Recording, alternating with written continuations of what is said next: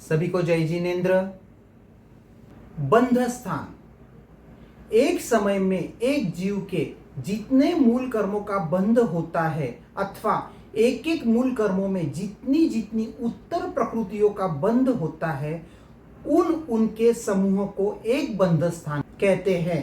सामान्य मूल प्रकृतियों के 4 बंध स्थान हैं। कौन कौन से? 8, 7, 6 और 1। प्रत्येक जीव आयुष्य कर्म के बिना शेष 7 कर्मों का बंध प्रति समय करता है, क्योंकि आयुष्य कर्म का बंध प्रति समय न होकर जीवन में एक बार ही होता है। जब कोई जीव आयुष्य कर्म का बंध करता है तब उसके 8 कर्मों का बंध होता है। 10वें गुण स्थान में पहुंचने पर आयुष्य और मोहनीय के बिना शेष 6 कर्मों का बंध होता है, क्योंकि आयुष्य कर्म का 7वें गुण स्थान तक ही बंध होता है और मोहनीय कर्म का 9वें गुण स्थान तक होता है। 10वें गुण स्थान के आगे 11वें, 12वें और 13वें गुण स्थान में मात्र एक साता वेदनीय का ही बंध होता है। शेष कर्मों का बंध विच्छेद 10वें गुण स्थान में हो जाता है। इस प्रकार मूल प्रकृतियों में 4 ही बंध स्थान है, 8 कर्मों का, 7 का, 6 का और 1 का। 8 कर्मों का बंध स्थान, यहाँ पे सारे 8 के 8 कर्म बंधेंगे। कब होगा? पहले से 7वें गुण स्थान में तीसरा गुण स्थान छोड़कर। कब होगा? जब आयुष्य कर्म बांधेगा। अच्छा, 7 का बंध स्थान यहाँ पे आयुष्य के बिना है। कब होगा? पहले से 9वें गुण स्थान में। 6 कर्मों का बंध स्थान आयुष्य और मोहनीय के बिना सिर्फ 10वें गुण स्थान में। 1 कर्म का बंध स्थान सिर्फ वेदनीय कर्म का, बाकी 7 नहीं, 11वें, 12वें, 13वें गुण स्थान में। ये अगर भी हमको समझ में आ गया है। अभी हम देखते हैं प्रकृति बंध के 4 प्रकार। पहला है भूयस्कार बंध, मतलब पहले समय में कम प्रकृतियों का बंध करके दूसरे समय में ज्यादा प्रकृतियों का बंध करना, उसे भूयस्कार बंध कहते हैं। मतलब पहले समय में कम करना और अगले समय में ज्यादा करना, इंक्रीजिंग, इसे कहते हैं भूयस्कार बंध। अल्पतर बंध, पहले समय में अधिक प्रकृतियों का बंध करके दूसरे समय में अल्प प्रकृति का बंध करना, उसे अल्पतर बंध कहते हैं, डिक्रीजिंग। अवस्थित बंध, पहले समय में जितनी प्रकृति का बंध किया दूसरे समय में भी उतनी ही कर्म प्रकृति का बंध करना है, मतलब सेम, उसे अवस्थित बंध कहते हैं। अवक्तव्य बंध, एक भी कर्म को न बांधकर अगले समय में कर्म को बांधना, इसे कहते हैं अवक्तव्य बंध। मतलब पहले समय में 0 और उसके बाद कुछ कर्मों को बांधना। देखिए, अवक्तव्य और भूयस्कार बंध में एक थोड़ा सा फर्क है। भूयस्कार में पहले समय में कम है और दूसरे समय में ज्यादा है।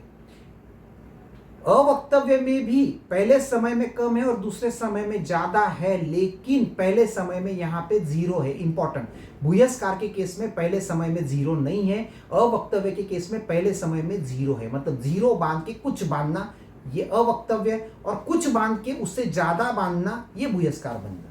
गुणस्थान के पतन के समय में भूयस्कार बंध होता है, मतलब जब गुणस्थान से नीचे गिरता है तो भूयस्कार बंध होता है, 11वें गुणस्थान से जब नीचे गिरता है। और जब गुणस्थान ऊपर चढ़ता है उस वक्त अल्पतर बंध होता है, क्योंकि बंध कम कम होते जाता है। अवक्तव्य बंध मूल कर्मों में नहीं होता है, उत्तर प्रकृतियों में कहीं कहीं पे होता है। अवस्थित बंध को छोड़कर शेष 3 प्रकार के बंध मात्र एक समय के लिए ही होते हैं। मतलब भूयस्कार बंध, अल्पतर बंध, अवक्तव्य बंध सिर्फ एक समय के लिए होते, बाकी सारे टाइम अवस्थित बंध होता है। अवक्तव्य, भूयस्कार और अल्पतर के समय को छोड़कर सारे समय में अवस्थित बंध ही होता है। अभी हम देखते हैं मूल प्रकृतियों के भूयस्कार बंध 3 आएंगे, 6 का, 7 का, 8 का। 6 का कब आएगा? जब जीव 11वें गुणस्थान से गिरकर जब 10वें गुणस्थान के पहले समय में आता है, तब वह 6 कर्म प्रकृति का बंध करता है। कैसे? 11वें गुण स्थान में 1 का कर रहा था, अभी 10वें में आ गया तो 6 का कर रहा है। मतलब पहले समय में 1, दूसरे समय में 6, तो ये हो गया भूयस्कार बंध। इसको कहते हैं 6 का भूयस्कार। अभी 7 का भूयस्कार कैसे आएगा? 10वें गुणस्थान से च्युत होकर जीव नीचे के गुणस्थान में जब आएगा तब 7 का बंध होगा। मतलब पहले 6 और बाद में 7 हुआ तो इसे 7 का भूयस्कार बंध कहते हैं। अभी अगला है 8 का भूयस्कार बंध। आयुष्य कर्म का बंध करे तब, मतलब कब होगा? पहले समय में 7 का बंध, दूसरे समय में 8 का बंध, इसीलिए 8 का भूयस्कार बंध कहते हैं। तो मूल कर्म प्रकृतियों में कितने भूयस्कार बंध है ऐसा अगर पूछा तो क्या? 3। और कौन कौन से? 6 का, 7 का और 8 का। ठीक है, अभी इसी तरीके से अल्पतर बंध देखते हैं। पहला अल्पतर बंध 7 का कब होगा? आयु बंध होने के बाद जब 7 कर्मों का बंध होता है तब 7 का अल्पतर होगा। मतलब पहले समय में 8 का बंध कर रहा है आयु के साथ, और अगले आयु का बंध जब खत्म हो जाएगा उसके इंस्टेंट बाद का जो समय आएगा उस वक्त वो 7 कर्म का बंध करेगा, उस वक्त वो 7 का अल्पतर कहलाएगा। अगला 6 का अल्पतर। 10वें गुणस्थान में 6 कर्मों का बंध होता है तब प्रथम समय, मतलब जब वह 90 से 10वें में आएगा, 90 में वह 7 कर्म का बंध करता है और अगले ही समय में जब वो 10वें में पहुंचेगा तो 6 का बंध करेगा, तो इसलिए इसको 6 का अल्पतर कहते हैं। अभी अगला 1 का अल्पतर। 11वें या 12वें गुणस्थान में एक प्रकृति के बंध के समय, मतलब जब जीव 10वें गुणस्थान से या तो 11वें में जाएगा या 12वें में जाएगा। तो 10वें में था उस वक्त 6 कर्म का बंध कर रहा था, 11वें या 12वें में जाएगा तो 1 का बंध करेगा, तो इसीलिए इसको 1 का अल्पतर कहते हैं। इसको किस तरीके से कहते हैं? मूल कर्म प्रकृतियों में 3 अल्पतर होते हैं। कितने होते हैं? 3। और कौन कौन से कहा तो? 7 का, 6 का और 1 का। अभी अगला है अवस्थित बंध। मूल कर्म प्रकृति में 4 अवस्थित बंध है। जितने प्रकार से कर्म बांध सकते, जितने बंध स्थान है उतने अवस्थित बंध अवश्य आते हैं। जितने बंध स्थान उतने अवस्थित बंध, मतलब पहला 8 का, दूसरा 7 का, तीसरा 6 का और चौथा 1 का।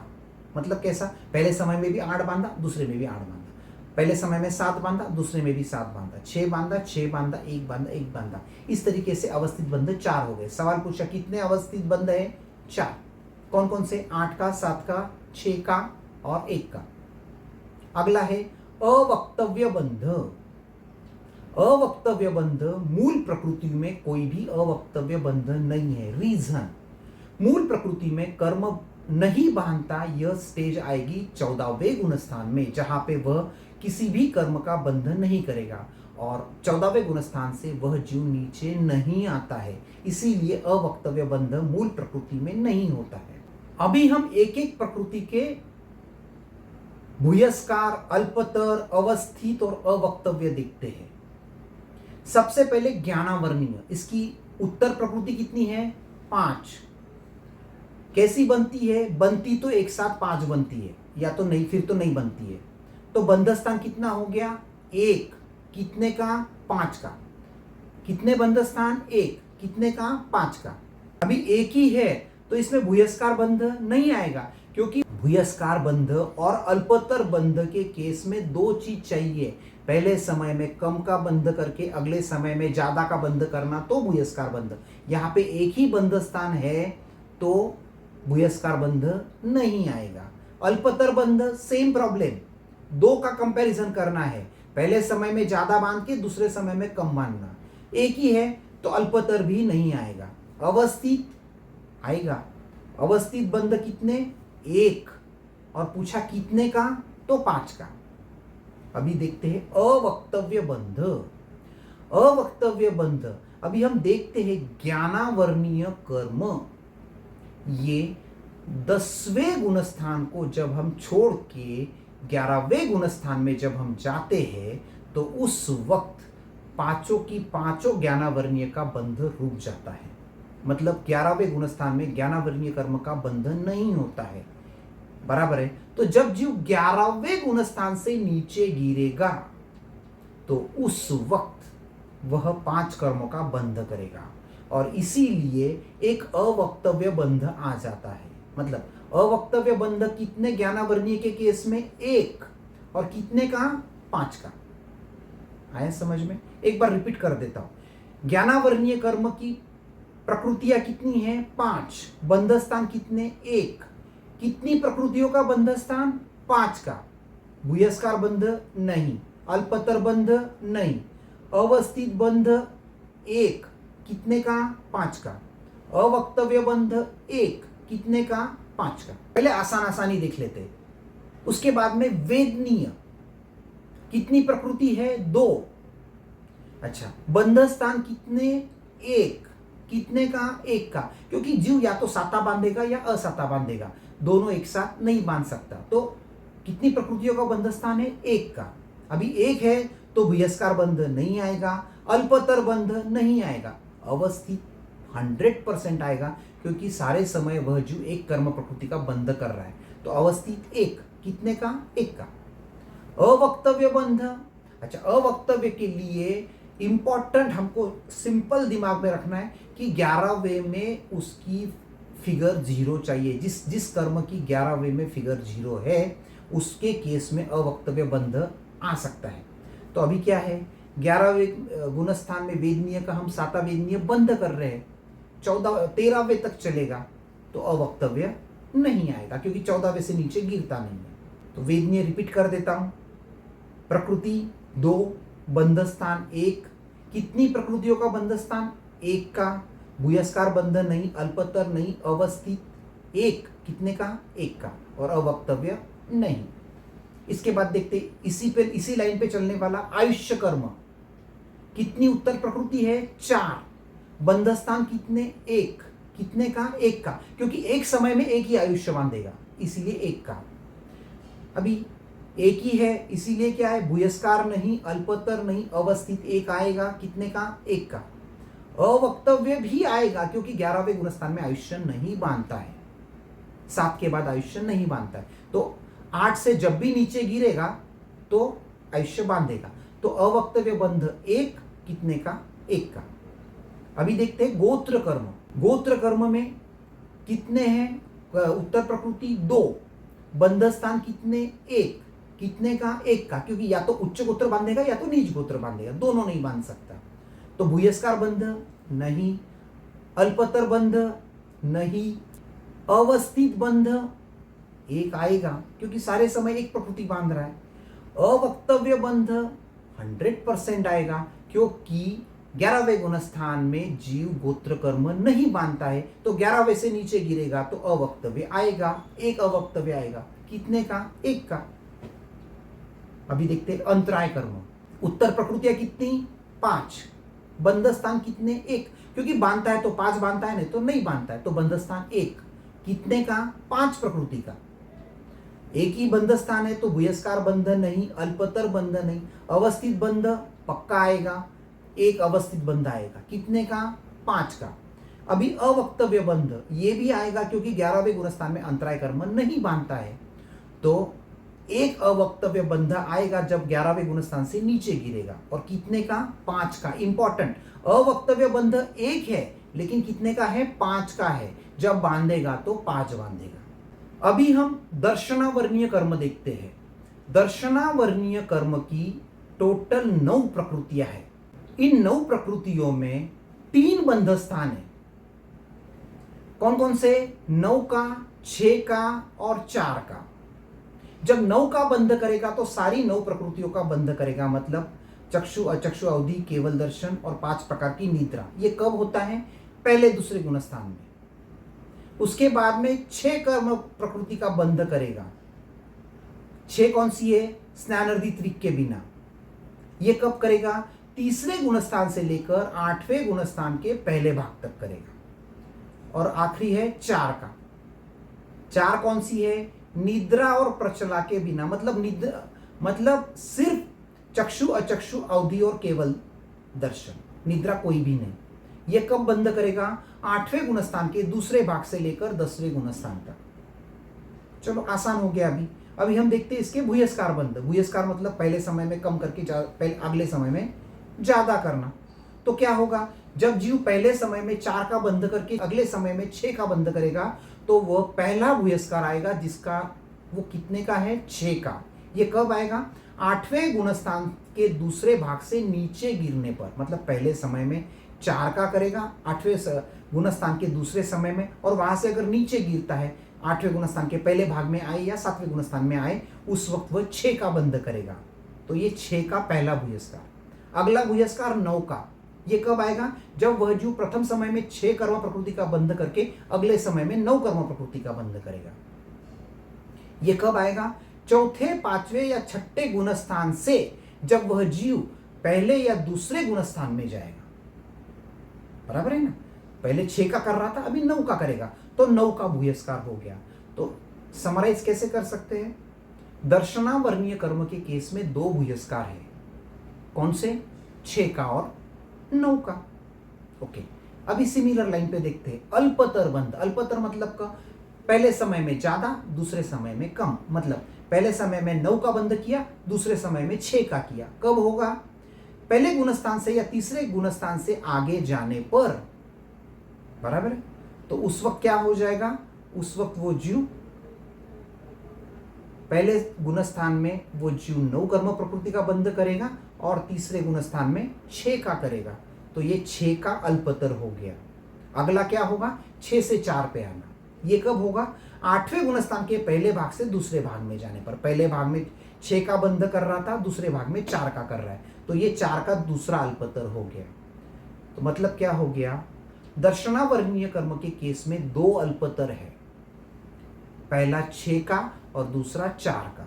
अभी इसके बाद में अवस्थित बंध, पहले समय में जितना किया दूसरे समय में भी उतना किया। सिंपल है, जितने बंध स्थान उतने अवस्थित बंध। 3 बंध स्थान, 9 का, 6 का, 4 का, उतने ही अवस्थित बंध। अभी अवक्तव्य बंध। अवक्तव्य बंध मतलब पहले समय में 0, अगले समय में कुछ बंध करना। तो इस केस में यहाँ पे 2 अवक्तव्य बंध आते हैं। कैसे, थोड़ा इंटरेस्टिंग है। जीव 11वें गुणस्थान में दर्शनावर्णीय का कोई भी बंध नहीं करता, 0 बंध करता है। अभी 11वां गुणस्थान से जब जीव नीचे गिरेगा, मतलब 11वें गुणस्थान से 10वें गुणस्थान में आएगा तो 4 कर्म का बंध करेगा। मतलब पहला अवक्तव्य बंध आ गया, कितने का, 4 का। अभी और एक पॉसिबिलिटी है, जीव 11वें गुणस्थान में काल करेगा। काल किया तो वो 11वें से सीधे चौथे गुणस्थान में जाएगा, और चौथे गुणस्थान में गया तो वहां पे 6 का बंध करेगा। तो ये 6 का दूसरा अवक्तव्य बंध आ गया। मतलब गुणस्थान से नीचे गिरा तो 4 का अवक्तव्य, काल करके चौथे गुणस्थान में आ गया तो 6 का अवक्तव्य। ऐसे दर्शनावर्णीय कर्म के केस में 2 अवक्तव्य बंध है। कौन कौन से, 4 का और 6 का। चलो एक बार समराइज कर लेते। दर्शनावर्णीय कर्म, उत्तर प्रकृति 9, बंध स्थान 3, कौन कौन से, 9 का, 6 का, 4 का। भूयस्कार बंध 2, 6 का और 9 का। अल्पतर बंध 2, 6 का और 4 का। अवस्थित बंध 3, 9 का, 6 का, 4 का। अवक्तव्य बंध 2, 4 का और 6 का। अभी हम मोहनीय कर्म देखते हैं। मोहनीय कर्म की उत्तर प्रकृतियां कितनी है, 28। उसमें से बंध योग्य कितनी, 26। कौन सी 2 कम हो गई, सम्यक्त मोहनीय और मिश्र मोहनीय। उसमें से भी अभी हम उसके बंध स्थान निकालते हैं। तो मोहनीय कर्म के टोटल 10 बंध स्थान है। पहला 22 का, ये होता है पहले गुणस्थान में। कैसे होता है, मिथ्यात्व, 16 प्रकार की कषाय, तीनों वेद में से एक वेद, एक युगल, हास्य, रति और अरति शोक, ये दोनों युगल में से एक युगल, भय और जुगुप्सा। इस तरीके से 22 हो गए। मतलब क्या कम हो गया, 26 में से 2 वेद कम हो गए और एक युगल मतलब 2 प्रकृति। ऐसे 4 प्रकृति कम होने से पहले गुणस्थान में जीव 22 का बंध स्थान करता है। अगला बंध स्थान 21 का, ये आता है दूसरे गुणस्थान में। ऊपर की सारी प्रकृतियों में से सिर्फ मिथ्यात्व कम कर देना। तीसरा बंध स्थान आता है 17 का, ये होता है तीसरे चौथे गुणस्थान में। यहां पे अनंतानुबंधी चतुष्क कम कर दिया। सिर्फ हमको बंध का टेबल आंखों के सामने लाना है।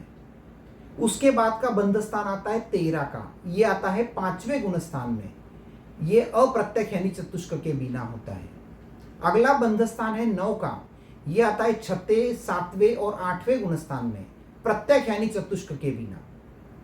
अगला बंध स्थान है 5 का, ये आता है 9वें गुण स्थान के पहले भाग में, ये हरभज हास्य रति भय जुगुप्सा के बिना। अगला बंध स्थान है 4 का, 9वें गुण स्थान के दूसरे भाग में आता है, पुरुष वेद के बिना। अगला बंध स्थान 3 का, 9वें गुण स्थान के तीसरे भाग में आता है, ये संज्वरण क्रोध के बिना। उसका आगे का बंध स्थान है 2 का, ये 9वें गुण स्थान के चौथे भाग में आता है, संज्वलन मान के बिना। अगला बंध स्थान है 1 का, ये 9वें गुण स्थान के 5वें भाग में आता है, संज्वलन माया के बिना। तो ऐसे 10 बंध स्थान है, याद रखने के लिए आसान। 1 2 3 4 5 यहां तक तो सीधा चलना, उसके बाद में 4 4 ऐड करना, 9 13 17 21 और बाद में 1 ऐड करके 22, ऐसे 10 बंध स्थान। अभी 10 बंध स्थान है तो इनके भूयस्कार बंध निकालते हैं। भूयस्कार बंध मतलब पहले समय में कम करके दूसरे समय में ज्यादा करना। 10 बंध स्थान है तो इनके 9 भूयस्कार बंध होते हैं। पहला, 2 प्रकृति का, उपशम श्रेणी से गिरता हुआ जीव 9वें गुण स्थान के चौथे भाग में 1 से 2 प्रकृति का बंध करता है। मतलब जब 5वें भाग में था तब 1 का कर रहा था, अभी चौथे भाग में आ गया तो 2 का कर रहा है, इसीलिए 2 प्रकृति का भूयस्कार बंध। अगला 3 प्रकृति का, ये क्या होगा जब 9वें गुण स्थान के तीसरे भाग में आएगा, मतलब 2 से तीसरे में, पहले समय में 2 का बंध कर रहा था, दूसरे समय में 3 का। अगला 4 का, ये जब 9वें गुण स्थान के दूसरे भाग में आएगा, ये 3 से 4 पे जाएगा। अगला 5 का, जब ये 9वें गुण स्थान के पहले भाग में आएगा तो क्या होगा, 4 की जगह पे 5 का बंध करेगा। अगला 9 का, ये 8वें गुण स्थान में जब 5 की जगह 9 का बंध करेगा। अगला 13 का, ये 5वें गुण स्थान में जब 9 की जगह पे 13 का बंध करेगा। अगला 17 का, ये चौथे गुण स्थान में आएगा जब यह जीव 13 की जगह पे 17 का बंध करेगा। अगला 21 का, यह जीव दूसरे गुण स्थान में 17 की जगह 21 का बंध करेगा। और आखिरी 9वां 22 प्रकृति वाला, जब जीव पहले गुण स्थान में 21 की जगह पर 22 प्रकृति का बंध करेगा। मतलब जो 10 बंध स्थान थे उसमें से 1 को माइनस कर दिया तो 2 3 4 5 9 13 17 21 और 22 ऐसे 9 भूयस्कार बंध है। अभी अल्पतर बंध देखते हैं, मतलब पहले समय में ज्यादा करके अगले समय में कम का बंध करना। अभी यहां पे पहला अल्पतर सीधा 17 का आता है। नॉर्मल मैथमेटिक्स के हिसाब से भाई डिसेंडिंग ऑर्डर में लगा लो, 22 के बाद आता है 21, तो पहला अल्पतर 21 का आना चाहिए था, क्योंकि क्या है ऐसा हम सोच के चल रहे हैं, पहले गुणस्थान में 22 का बंध कर रहा है और दूसरे में 21 का कर रहा है, लेकिन ऐसा होता नहीं है, क्योंकि पहले गुणस्थान से जीव दूसरे गुणस्थान में नहीं जाता है, बल्कि होता उल्टा है, दूसरे गुणस्थान से जीव पहले गुणस्थान में जाता है। तो पहले गुणस्थान से जब जीव तीसरे या चौथे में जाएगा उस वक्त पहला अल्पतर बांधेगा 17 का। अगला अल्पतर 13 का, जब जीव चौथे गुणस्थान से 5वें गुणस्थान में जाएगा। अगला 9 का, जब 5वें गुणस्थान से 8वें गुणस्थान में जाएगा। अगला 5 का, जब 8वें गुणस्थान से 9वें गुणस्थान के पहले भाग में जाएगा। 4 का, 9वें गुणस्थान के पहले भाग से दूसरे भाग में जाएगा।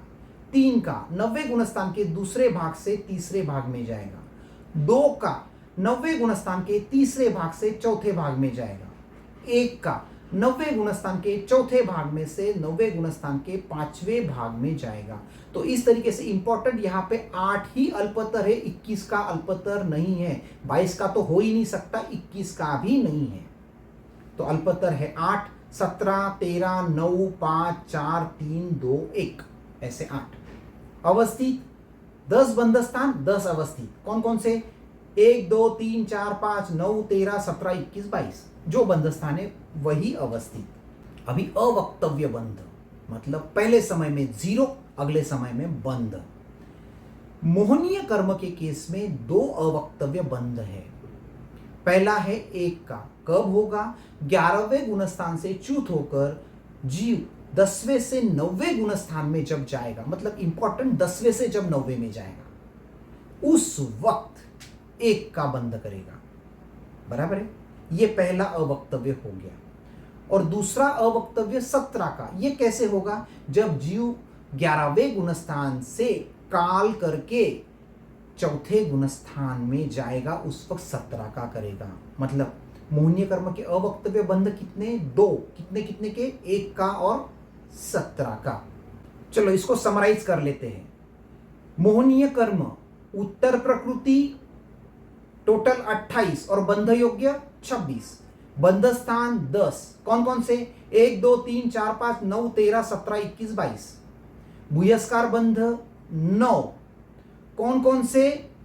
2 3 4 5 9 13 17 21 और 22। अल्पतर बंध 8। कौन कौन से? 17 13 9 5 4 3 2 1। इंपॉर्टेंट यहां पे 21 का नहीं है। अवस्थित बंध 10। कौन कौन से? वही 1 2 3 4 5 9 13 17 21 22। अवक्तव्य बंध 2। कौन कौन से? 1 का और 17 का। सभी को जय जिनेन्द्र।